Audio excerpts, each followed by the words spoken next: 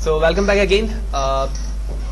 Loop session पे हमें discuss करना है कि लूप का सेशन क्या है और लूप हम क्यों इस्तेमाल करते हैं। हर प्रोग्रामिंग लैंग्वेज में लूप का कॉन्सेप्ट होता है जो किसी भी वैल्यू या स्टेप को बार बार एग्जीक्यूट करने के लिए इस्तेमाल किया जाता है। ठीक है, मैंने यहाँ पर एक बेसिक स्ट्रक्चर बनाया है सी या सी शार्प के रिस्पेक्ट से कि आप फॉर का लूप किस तरह से इनिशियलाइज करते हैं और उसके बाद उसकी वैल्यू को प्रिंट करवा रहे होते हैं। तो लेकिन अगर इसी फॉर लूप को मैं इस्तेमाल करना चाहूं पाइथन के अंदर, तो इसके लिए मुझे इस पैटर्न से चीजों को हैंडल करना होता है। सबसे पहले मैंने फॉर लिखा, विच मीन ये मेरे लूप का नाम है। उसके बाद इस आई को डिफाइन करने का तरीका यहाँ पर लिखा हुआ है A4, आप आई भी लिख सकते हैं। उसके बाद कहां से ये वैल्यू इंक्रीज डिक्रीज होगी, तो इस पूरी तीनों चीजों को मैं इस रेंज के जरिए से हैंडल कर रहा हूं। ठीक है, उसके बाद मैंने इन तमाम वैल्यू को प्रिंट करवाया। यहाँ पर आप कॉलन साइन देख रहे हो। कॉलन लगाने की वजह यही है कि मैं इसकी बॉडी के अंदर रहूं, जिस तरह यहाँ पर इसकी बॉडी बनाई गई है, और उसके बाद ए की जितनी भी वैल्यू है वो प्रिंट हो जाए।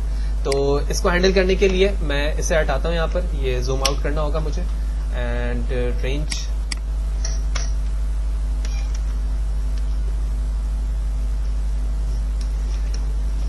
ठीक है, और एग्जीक्यूट किया उसके बाद मैंने, और आप देख रहे हो कि ए की वैल्यू 0 से लेकर 9 तक की क्या हो गई, प्रिंट हो गई। अब ये कैसे हुई इसको समझते हैं। तो सबसे पहले आप अपने वेरिएबल को इनिशियलाइज करते हैं, उसके बाद कंडीशन बताते हैं। तो कंडीशन यहाँ पर 10 लिखी हुई है शॉर्टली, और उसके बाद या फिर इंक्रीमेंट या आप डिक्रीमेंट बताते हो। तो जिस तरह यहाँ पर वैल्यू 0 से इनिशियलाइज की गई है, मैंने इसको 1 कर दिया। ऑल्दो आपकी मर्जी है, कोई भी वैल्यू लिख सकते हैं आप। यहाँ पर मैंने कहा आई की value less than equal to क्या होनी चाहिए, 10। लेकिन ये खुद इस बात को हैंडल कर रहा होता है आगे की इंक्रीमेंट की वैल्यू देखकर कि मुझे कहां तक चलना है। तो मैंने कहा एक वेरिएबल है जिसकी वैल्यू इनिशियल 1 है, कब तक चलना चाहिए, जब तक इसकी वैल्यू लेस देन 10 है, और हर 1 पे, हर आइट्रेशन पे 1 की इंक्रीमेंट, यानी 1 एक दफा प्रिंट होता है, उसके बाद दूसरी वैल्यू 1 के इंक्रीमेंट के बाद 2, 3, 4 and so on so fourth. ये तीनों चीजें इस रेंज में मौजूद हैं। हर वैल्यू अपनी एग्जीक्यूशन के बिहाफ पर इसमें सेव होती है ए पर, और उसके बाद प्रिंट के बिहाफ पर वो चीजें क्या हो जाती हैं, प्रिंट हो जाती हैं। तो पहले मैंने सिर्फ 10 लिखा था, जो कि अंडरस्टूड है कि ये 1 भी कॉमन है और ये 1 भी कॉमन है। Let me check. मैंने इसे दोबारा एग्जीक्यूट किया एंड इट्स सक्सेसफुली रन, और इस दफा वैल्यू कहां से शुरू हुई है, 1 से 9 तक। ठीक है, तो ये डिफॉल्ट तौर पर लेस देन को हैंडल करता है। अगर आप 10 तक चाहते हैं तो इस 10 की जगह 11 लिखेंगे और एंटर प्रेस करेंगे। ठीक है, और इट्स वर्क। तो आप देख रहे हैं 10 तक प्रिंट हो गया। इसी तरह से आप इवन ऑड नंबर प्रिंट करना चाहते हैं। हमने देखा कि मल्टीपल प्रोग्रामिंग लैंग्वेज के अंदर थोड़ी सी लॉजिक मुश्किल होती है, यहाँ पर बड़ी आसान है। मैं इवन नंबर चाह रहा हूं, 2 से मैंने शुरू किया। इंक्रीमेंट कितने का होना चाहिए, 2 का होना चाहिए। 11 तक का मतलब है 10, तो मैंने प्रिंट करवाया, और आप देखेंगे कि ये सक्सेसफुली अगर प्रिंट होता है तो बिल्कुल इवन नंबर को इसमें प्रिंट कर दिया। ऑड नंबर के लिए मैं क्या करूंगा, इसे 1 करूंगा। तो दोबारा मैं इसे कॉपी करता हूं, कॉपी करने के बाद यहां पर प्रिंट करता हूं, जहां पर स्टार्ट में 2 लिखा हुआ है, मैं इसे 1 करूंगा। जूम करते हैं और मैं प्रिंट करता हूं, एंड आप देख रहे हो कि 1 से स्टार्ट हुआ, और 11 का मतलब जाहिर सी बात है 10 तक तो चलना तो चाहिए, लेकिन इंक्रीमेंट कितने का था, उसमें 2 टाइम इंक्रीमेंट था, तो वो आगे की वैल्यू को फॉरवर्ड नहीं कर पाया। लेकिन अगर मैं 12 लिखूंगा तो वो 11 तक की वैल्यू को प्रिंट कर देगा। तो ये बेसिक फॉर लूप का स्ट्रक्चर था, किस तरह से ये एग्जीक्यूट हो रही है, उसको बनाने का तरीका क्या था वो हमने देखा। इसी तरह से जिस तरह से वेरिएबल या स्टेटमेंट नेस्टेड हो सकते हैं, I mean if statement nested हो सकते हैं, बिल्कुल इसी तरह से लूप भी नेस्टेड हो सकते हैं। तो जिस तरह से हमने ये लूप इस्तेमाल किया, मैंने इसे कॉपी किया। कॉपी करने के बाद मैं बाहर आता हूं, बल्कि इसी फॉर के अंदर मौजूद हूं। तो एक फॉर मैं लिख चुका हूं, उसके बाद मैं दूसरे फॉर पे मौजूद हूं, लिहाजा दूसरे फॉर के लिए मैं एक और फॉर बनाता हूं, फॉर बी इन रेंज, और इसे स्टार्ट करता हूं मैं 11 से 20 तक, और हर पे इंक्रीमेंट किसका होगा, 2 का होगा। और उसके बाद मैं यहां पर प्रिंट करवा देता हूं बी को।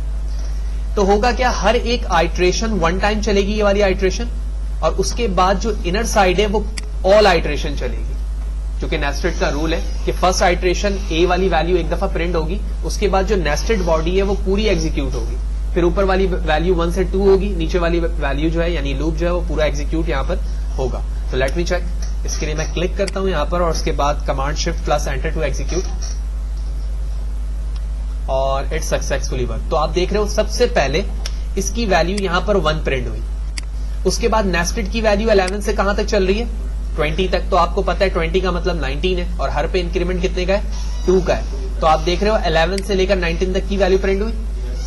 फिर ए की वैल्यू 1 से 3 हो गई क्योंकि इंक्रीमेंट 2 का है, 3 and so on so fourth, उस वक्त तक चलेगी जब तक इसकी वैल्यू यहां पर आकर फॉल्स ना हो जाए।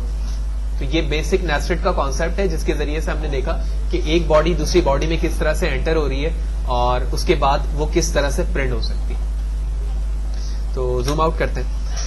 इसी तरह जिस तरह से हम फॉर का इस्तेमाल करते हैं, इसी तरह हम वाइल लूप को भी यहां पर हैंडल कर सकते हैं। वाइल को भी हैंडल करने का तरीका बिल्कुल वही है जिस तरह से हमने फॉर को किया है, लिहाजा इसके सिंटैक्स को लिखने का तरीका मैं पहले सी लैंग्वेज पे लिखता हूं और उसके बाद हम उसे इस पे देखते हैं कि पाइथन पे हम किस तरह से कर सकते हैं। तो सबसे पहले मैंने लिखा integer a equal to something, while a is less than equal to 10, उसके बाद इसकी बॉडी बनाते हैं हम, उसके बाद मैं यहाँ लिखता हूँ प्रिंट a, और उसके बाद आपको याद होगा कि आप a की वैल्यू में इंक्रीमेंट भी करते हैं। तो ये सिंपल C या C# में लिखने का एक तरीका है, लेकिन अगर मैं पाइथन पे इसे हैंडल करना चाह रहा हूं तो मैं कैसे कर सकता हूं। तो सबसे पहले तो हम यहां पर एक वेरिएबल लेते हैं और इसका नाम रखता हूं मैं z इक्वल टू 0।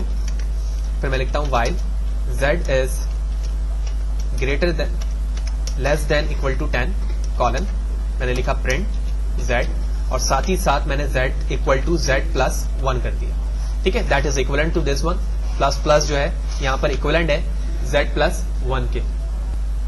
ठीक है, तो यहां पर a लिखा हुआ है, हम इसे z कर देते हैं। तो ये दैट इज इक्वलेंट, ये बिल्कुल इसके इक्विवेलेंट हो चुका है जो हमने ऊपर लिखा था। ठीक है, अब मैं इसे हटा देता हूं क्योंकि ये हमारा सिंटैक्स नहीं है। तो z की वैल्यू इनिशियलाइज करने के बाद हमने कंडीशन देखी कि z की value less than equal to 10 है या नहीं, और एक ऐसा स्टेज जरूर आएगा कि जब इसकी वैल्यू z किसके बराबर हो जाएगी, 10 के बराबर हो जाएगी। तो मैं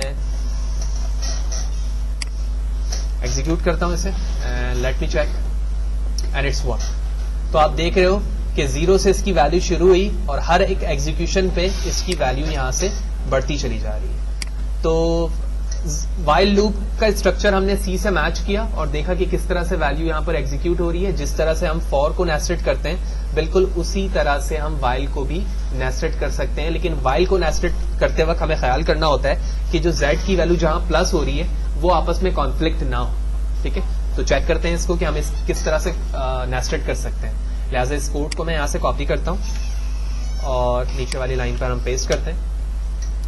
इसके बाद एक और वेरिएबल हम इनिशियलाइज कर लेते हैं यहां पर डबल z के नाम से, और इसे भी 0 के बराबर रख लेते हैं। इस वक्त आप अगर इस जगह देखो तो मैं इस वक्त वाइल के बॉडी के अंदर मौजूद हूं और सेकंड वाइल लिखता हूं जिसमें लिखता हूं double z is less than equal to 10। Okay, sorry colon लिखना है मुझे, प्रिंट लिखता हूं डबल z और उसके बाद double z equal to double z plus 1। तो प्रॉब्लम यह है कि इस वक्त यहां पर इसकी वैल्यू बार बार इंक्रीमेंट होती जा रही है, उसके बाद ये नेस्टेड के बॉडी में जा रहा है। तो ये क्या प्रिंट होगा या नहीं होगा, आप क्या समझते हैं? तो पहले तो हम चेक करते हैं कि इसकी वैल्यू प्रिंट हो रही है या नहीं। तो शिफ्ट के साथ एंटर प्रेस करता हूं और ये सक्सेसफुली चल गया। लेकिन क्या उस रिक्वायरमेंट के बिहाफ पर चल रहा है जिस तरह से रिक्वायरमेंट हमारी फॉर लूप के नेस्टेड पे थी? बिल्कुल वैसा नहीं चल रहा, बल्कि इसने पहले क्या किया, इसकी वैल्यू 0 प्रिंट हुई, 0 प्रिंट होने के बाद इसने इसको कंसीडर करते हुए 0 से 10 तक की वैल्यू प्रिंट कर दी। फिर इसकी वैल्यू क्या हुई, 1 हुई, और 1 होने के बाद दोबारा इंक्रीमेंट करने के बाद इसने यहां पर एंड कर दिया। फिर ये फर्दर लूप नहीं चल सका। तो इसे हैंडल करने के लिए हमें इस वैल्यू को कंसीडर करना होगा कि इसकी जरूरत कहां पर मौजूद है। ठीक है, लिहाजा मैं इसको टेस्ट करने के लिए यहां से एंड करता हूं और हम यहां पर आकर एंटर करते हैं और बैक चाहता हूं मैं। तो अब आप देख रहे हो कि मैं इस प्रिंट के बिल्कुल राइट पर आ चुका हूं और इस वाइल से बाहर हूं। अब हम देखते हैं कि क्या यहां पर इसकी बॉडी एग्जीक्यूट कर पाएगी इसे या नहीं। एग्जीक्यूट किया मैंने और अभी भी उसी फॉर्मेट से इसकी वैल्यू चल रही है। ओके, तो एक चेंजिंग करने की जरूरत यहां पर यह है कि वाइल लूप के अंदर आप देख रहे हो कि डबल z की वैल्यू इनिशियलाइज नहीं है बल्कि वो लूप के बाहर मौजूद है। तो अगर मैं इस डबल z की वैल्यू को इस प्रिंट के बाद कर लूं तो इससे फायदा ये होगा कि जब मैं नेस्टेड की बॉडी के अंदर आऊंगा तो वहां पर ही मुझे z की वैल्यू इनिशियलाइज मिलेगी और वो उस वक्त तक वहां से बाहर नहीं आ पाएगी जब तक ये तमाम लूप एग्जीक्यूट ना हो जाए। जबकि फॉर लूप के अंदर ये इसलिए करने की जरूरत नहीं होती कि वो स्टार्टिंग पे ही डिसीजन ले लेता है कि इसकी वैल्यू कहां से शुरू होगी और कहां पर खत्म होगी। लेकिन व्हाइल लूप के अंदर उसे तीनों पार्ट सेपरेटली अलग अलग करके बताना होता है कि वैल्यू इनिशियलाइज कहां हो रही है, कंडीशन कहां पर मौजूद है, इंक्रीमेंट या फिर डिक्रीमेंट कहां पर मौजूद है। तो इस डबल जेड का ताल्लुक यहां पर मौजूद है, यही वजह है कि मैंने इसको व्हाइल के अंदर लिया। तो लिहाजा इस लाइन को यहीं पर रहने देते हैं हम, या यहां से हटा भी सकते हैं आप। और उसके बिहाफ पर जब आप इसे एग्जीक्यूट करोगे तो आप देख रहे हो कि सक्सेसफुली हमारी चीजें बिल्कुल वैसे ही एग्जीक्यूट हो रही हैं जिस तरह से फॉर लूप पर हो रही थी। तो आप देख रहे हो नेस्टेड की आइट्रेशन 1 टाइम चलती है और जो नेस्टेड पार्ट है वो हमारा कंप्लीट चलता है। तो फर्स्ट आइट्रेशन यहाँ 0 जो है वो पेरेंट की है, जबकि 0 to 10 जो है वो हमारे नेस्टेड बॉडी की है। तो इस तरह से दोनों लूप को हमने कंसीडर किया, फॉर और व्हाइल, और किस तरह से हम उसे नेस्टेड कर सकते हैं, किस तरह से तीनों चीज को इस्तेमाल कर सकते हैं, वो हमने तीनों चीजें देखी। नाउ अब हम देखेंगे कि जंप स्टेटमेंट हम किस तरह से इस्तेमाल कर सकते हैं, यानी break, continue and pass. So what does the jump statement do? Jump statement की जरूरत हमेशा हमें उस वक्त होती है जब हम लूप के अंदर या किसी आइट्रेशन बेस्ड स्टेप पर डिसीजन लेना चाहें कि किसी स्पेसिफिक एरिया पर हम कैसे जंप कर सकते हैं, या कोई कंडीशन कहीं पर फॉल्स हो रही है तो मैं वहां से सिर्फ और सिर्फ बाहर आ सकूं, उस स्टेप को भले से एग्जीक्यूट करने की जरूरत हमें ना हो। तो जंप स्टेटमेंट हमारे पास 3 है जो कि फ्रिक्वेंटली इस्तेमाल होते हैं। सबसे पहले हमारे पास है कंटिन्यू, फिर हम ब्रेक इस्तेमाल करते हैं और उसके बाद हम पास इस्तेमाल करते हैं। तो इन तीनों को हम क्यों इस्तेमाल कर रहे हैं वो हमने अभी डिस्कस किया, और कैसे इस्तेमाल करते हैं वो हम देखते हैं। लिहाजा मैं सबसे पहले तो जूम करता हूं और एक लूप बनाते हैं, ठीक है। तो एक लूप मैंने यहां पर क्रिएट किया, आप देख रहे हो फॉर आई रेंज 1 to 11, यानी 1 से लेकर 10 तक की वैल्यू डिस्प्ले होगी। इसके बाद मैंने इसी लूप के अंदर रहते हुए आप देख रहे हो कि कुछ कंडीशन बनाई है। तो सबसे पहले तो मुझे एक काम करना होगा कि मैं एक इंटेंट प्रोड्यूस करूंगा यहां पर, ठीक है ना। इसी तरह ये इंटेंट भी यहां पर बेहतर नहीं है, तो लिहाजा ये इसका इंटेंट हो गया। फिर सिमिलरली मैंने इसके साथ आना है और कंटिन्यू को भी इंटेंट प्रॉपर करना है, तो कंटिन्यू का इंटेंट भी बिल्कुल प्रॉपर हो गया। इसी तरह मैं इसकी बॉडी पर आया, ब्रेक को भी मैंने यहां पर किया। अब ये बिल्कुल सक्सेसफुली चल जाना चाहिए।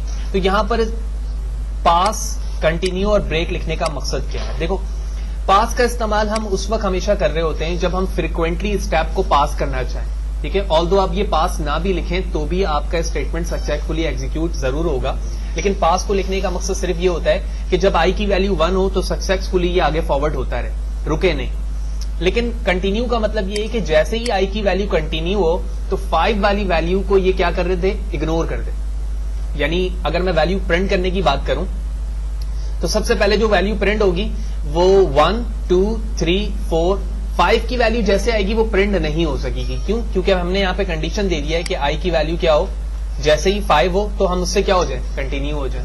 और उसके बाद अगर आई की वैल्यू जैसे ही 8 हो तो हमारा लूप क्या हो जाए, ब्रेक हो जाए, टर्मिनेट हो जाए। तो ये बेसिक स्टेप यहां पर लिख के दिखाए गए हैं। लेकिन अगर मैं फॉर के बाद इस चीज को एग्जीक्यूट करने की कोशिश करूं, क्योंकि ये तो इसी की बॉडी के अंदर मौजूद है, तो वो यहां पर प्रिंट हो रहा है, ठीक है। और अगर मैं यहां पर इसको लेकर आऊं तो वो यहां पर है, ठीक है। तो मैं इसकी बॉडी को यहां से हटाता हूं। लेकिन अभी आप देख रहे हो कि तमाम कंडीशन यहां पर मौजूद है और ये वैल्यू को प्रिंट कर रहा है। तो यहां पर मैंने कॉमा के साथ इसे प्रिंट किया हुआ है, तो आप देखें यहां पर। तो सबसे पहले 1, 2, 3, 4 और 5 की वैल्यू आप देख रहे हो यहां पर कंटिन्यू की वजह से क्या हुई है, मिस है। जबकि जैसे ही आइट्रेशन की वैल्यू 8 हुई तो यानी 7 तक लूप टर्मिनेट हो गया। 7 के बाद से 8 की ना बारी आई, ना 9 की आई, ना 10 की आई, सो ऑन सो फोर्थ। कोई भी कंडीशन होती तो वो चीजें एग्जीक्यूट नहीं हो सकती थी। यानी अगर मैं इसको आसान करूं तो मैं ये कर सकता हूं कि इन दोनों को मैं हटा देता हूं यहां से, कंट्रोल एक्स, ठीक है। और अभी आप देख रहे हो कि एक लूप के अंदर एक स्टेटमेंट लिखी हुई है, दिस इज आइट्रेशन नंबर, और उसके बाद आइट्रेशन का नंबर है, यानी 0, 1, 2, 3 वटएवर। और मैंने कहा है कि अगर आई की वैल्यू 1 है तो आप क्या करो, फॉरवर्ड आगे चलते रहो, कहीं रुकना नहीं है आपने, ठीक है। अगर मैं ये ना भी लिखूं तो भी ये चीजें चल जाएंगी। तो मैं एग्जीक्यूट करता हूं और आप देख रहे हैं कि 1 से लेकर 10 तक की तमाम वैल्यू यहां पर चल चुकी है। अब जहां पर पास लिखा हुआ है वहां पर मैं लिख देता हूं कंटिन्यू।